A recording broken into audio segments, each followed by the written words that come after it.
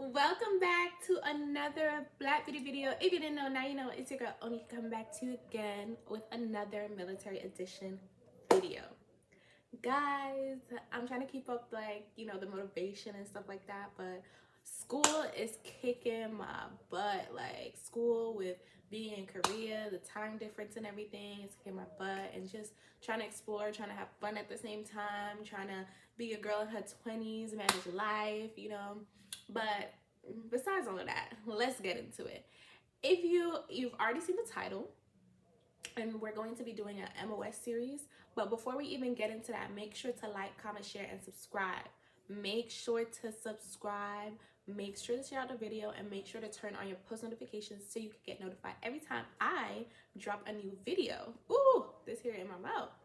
Guys, I'm so excited to this MOS series because a lot of people either reclass in the military or coming in the military. It's like, oh, what MOS should I choose and stuff like that. And I know there's a lot that goes into getting a specific MOS. It has a lot to do with your ASVAB score, your line scores, and I'm definitely gonna do a video on that. But I just wanted to inform you guys of popular MOSs that a lot of people choose. And then I'll get down to another video where I'm explaining what line scores actually mean when it comes to the ASVAB, and just different videos. So the first MOS that I'm gonna do today is a very common MOS that everybody knows: infantry. So infantry MOS is called 11 Bravo, and I just have my little thing here.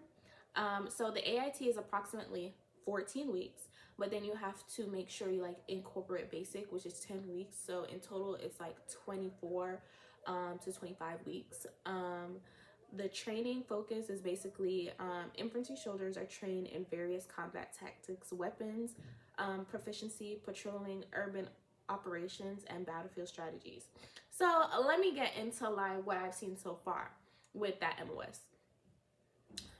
I think that you guys do go to the field a lot, obviously, because you guys have to train and all of that stuff.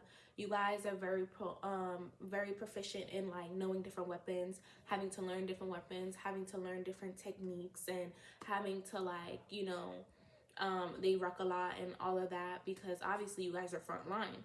So I feel like when it comes down to when you guys are not training, I think it's a really good MOS to have to be able to focus on school or something like that, because you guys do have a lot of downtime, especially when you're not training.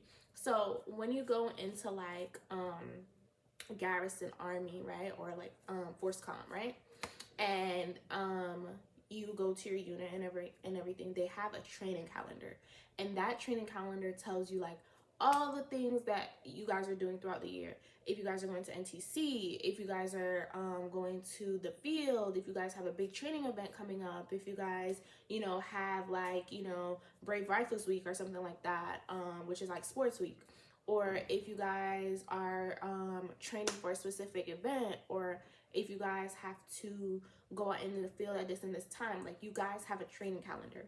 So I feel when you're in that type of environment where you have a training calendar, it is easy for you to manage your schedule. Unlike somebody who is always in the office and has to be out in the field, it's kind of a little bit more difficult for us to have downtime.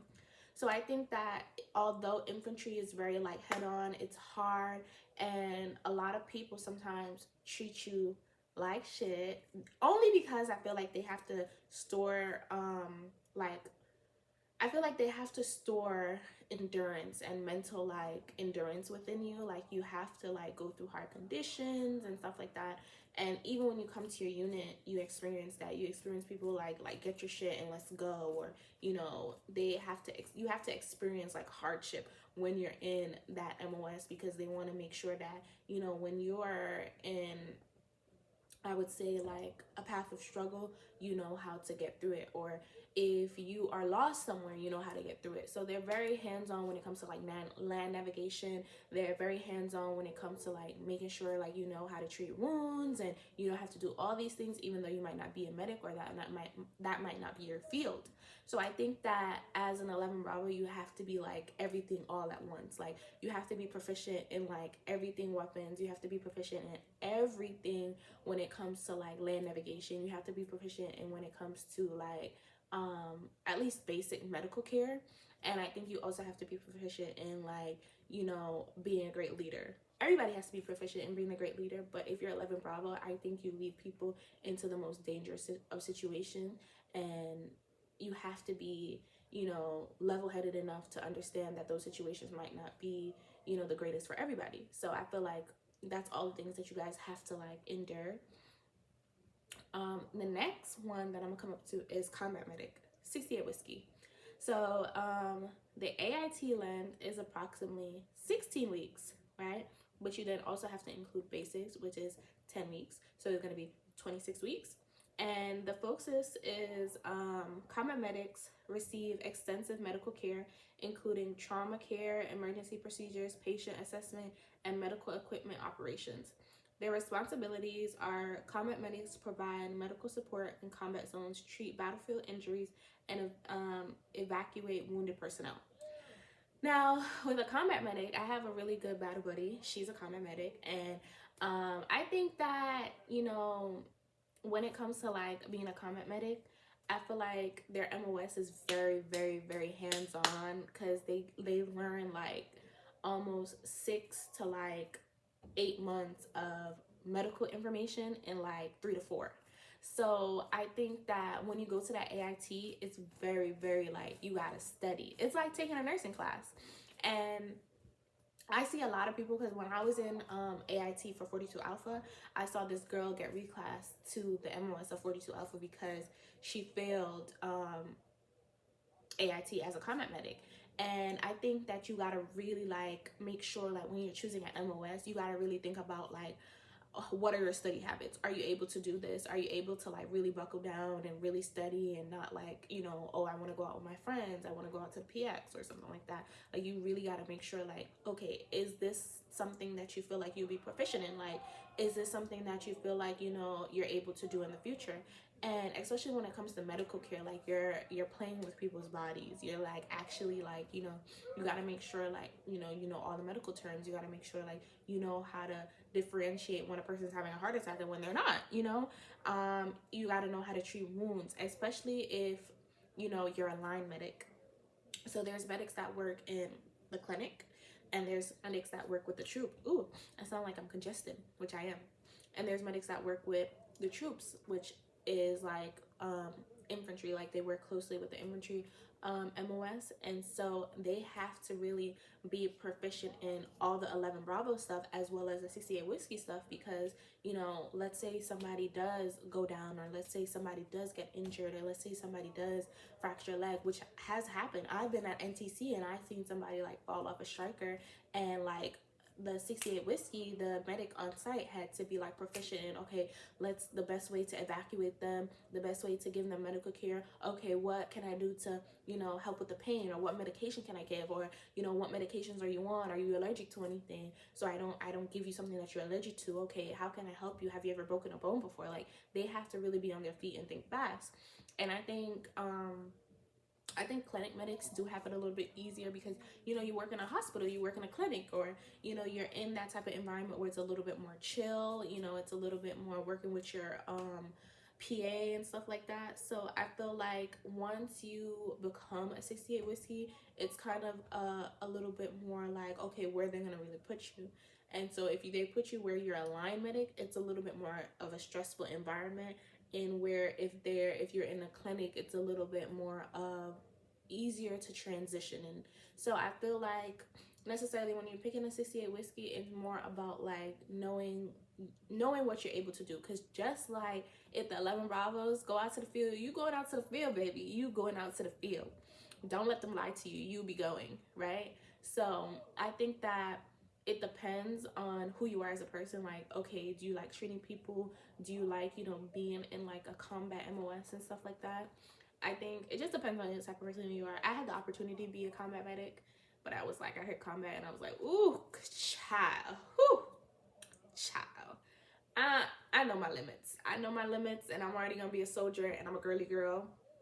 I know my limits. I know my limits. Like, let me ease into this soldier life. Like, to put me as a combat medic, like straight go, ooh, let me see what the Army life about, and maybe I reclass.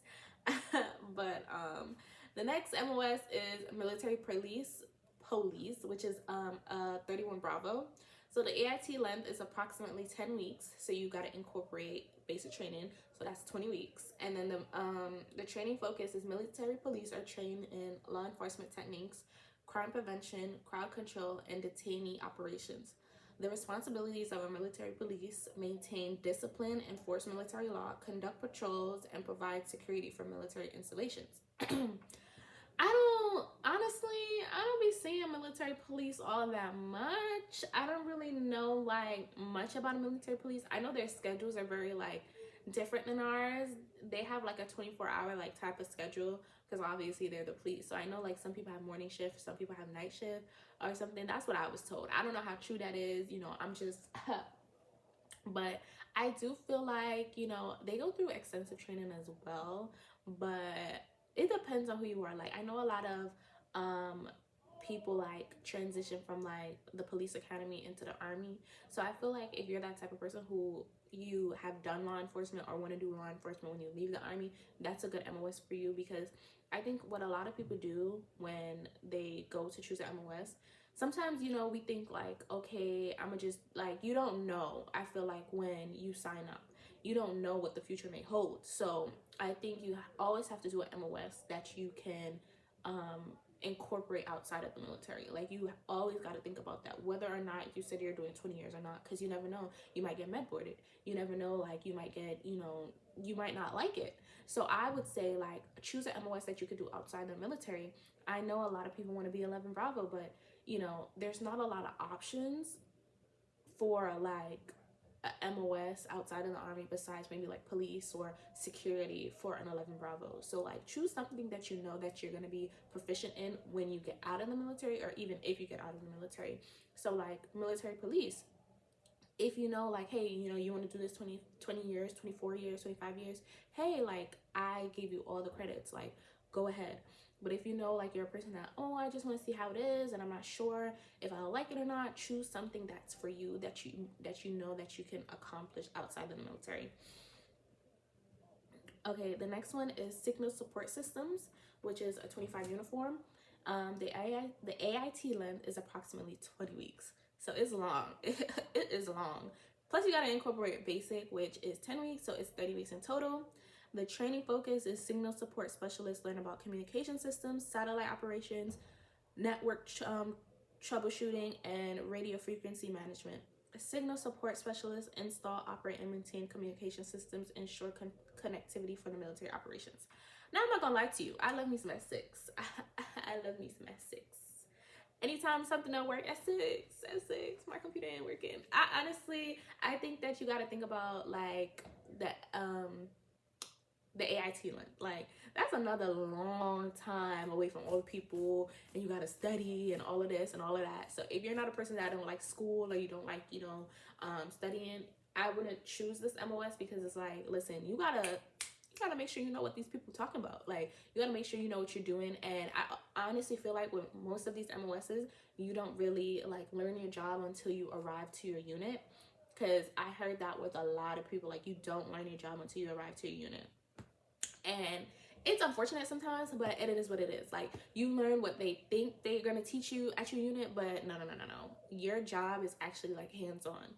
So I feel like with 25 uniform, you will learn certain things, or mostly everything, when you actually arrive to your unit. You learn maybe like the basic things at AIT, I feel like, but like everything that, you know, how to fix something, especially when it's like giving you like that annoying thing and people are coming to you like, okay, this is not working, especially when it comes to like radios and knowing how to like knowing how to fill radios and knowing how to switch the frequency and all of that. I think that that's something that you probably learn hands-on. You probably know the basic of it at AIT, but I think like going in depth is really where you learn it at your unit.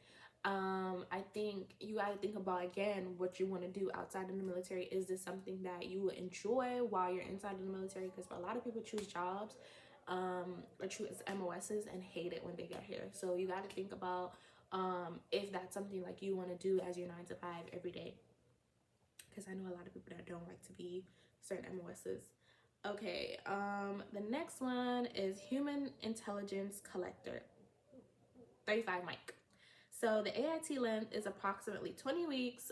Training focus is human intelligence collectors receive training, interrogation techniques, source operations, intelligence analysts, and cultural awareness. Human intelligence collectors gather intelligence through interviews, debriefings, and other means to support military operations. I didn't even know that was MOS. I'm not even gonna lie to you. I didn't even know that was MOS. But I would say like do your research. I know like the ASVAB has a lot to do with like the type of jobs you could get, or like if you're a citizen or not. That has to do with a lot of the jobs that you could get because you need a security clearance to do certain jobs. And although it's unfortunate, you always can have something in the back of your mind. Listen, I'm gonna do I know this girl who is doing 11 Bravo right now, and she's trying to reclass, and she is very determined to reclass to a job. And she was doing 11 Bravo for like 4 or 5 years, and she's still waiting for the intelligence job that she wants to open up so that she can do that. And I think you always gotta have a plan. You always gotta have a plan. Like, okay, I'm gonna do this for right now, but I'm gonna wait until what I really want is open. And that's always an option as well. And now I'm gonna tell you about the best MOS that's ever, created. It is 42 Alpha, which I am. And that, let me tell you, that MOS is 9 weeks of AIT, and then of course 10 weeks of basic training, so 19 weeks. And I'm not gonna lie to you, I thought being a 42 Alpha would have been a breeze. It would have been like, okay, I'm gonna sit at my desk, I'm gonna just, do some paperwork, blah, blah, blah, blah, blah. But no, baby, they be working me dry. They be working me dry. Like, whatever you dry, I mean, to tears. I didn't know there's so much things that, like, a lot of people say, like, oh, yeah, I don't do anything. But we're the Army's backbone, because tell me who's gonna promote you. Tell me who's gonna be there to set up these board packets. Tell me who's gonna be there if your pay is messed up. Tell me who's gonna be there if like you're not getting like, oh, your entitlements, your BAH, or you're on deployment or rotation and you're not getting your hazardous duty pay. Tell me who's gonna be there if you're not getting your FSA. Tell me who's gonna be there when, oh, you have an assignment or you're trying to get promoted and you don't see your promotion order, so you don't have your P status. Tell me who's gonna be there if, you owe finance money. Tell me who's gonna be there to check your LES. Tell me who's gonna be there when shit goes left. Nobody but a 42 Alpha. Tell me who's gonna be there if you get an Article 15 and your rank and pay is messed up. Nobody but me. So I feel like we're the best MOS, I chose 42 Alpha because I was like, listen, I was working at Delta and I'm like, ooh, I gotta think about my future. So if I'm gonna get this bonus to go in the military, like, might as well. I originally wanted to pick 36 Bravo or 35 Bravo. It's something to do with, it's finance. I think it's 36 Bravo. And it was only open for reserved and National Guards. I was like, oh, I want to do active duty because I want the benefits and all that. So it don't make sense for me to do that for real. I probably should have just did it and did reserved, but whatever. So I chose 42 Alpha because I was like, depending on what my future is like, I could always have a job in human resources. So I was like, ooh, I love it. I love how I think, because I didn't know if I was gonna like this or not. So I was like, I gotta think about my future, baby. I gotta think about me after these 4 years. So I was like, if anything, like I, right now I could go back to my job at Delta, but I could progressively say, hey, I've been in the military. That's a click. I've been a human resource specialist for 4 years.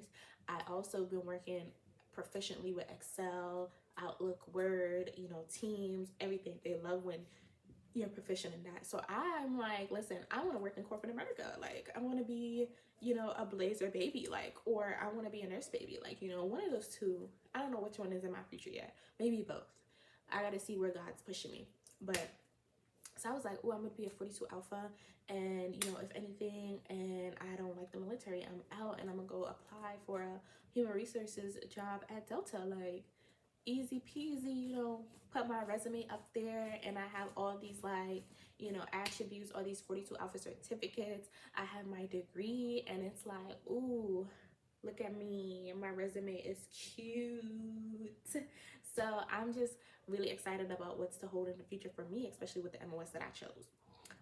But guys, we're at the end of the video. I hope you guys love that little MOS breakdown and series and all of that. I have more videos coming for you guys. If you're new to the channel, make sure you hit that subscribe button. Make sure you like, comment, share, and make sure you turn on your post notification bell so you can get notified every time I drop a new video. Bye.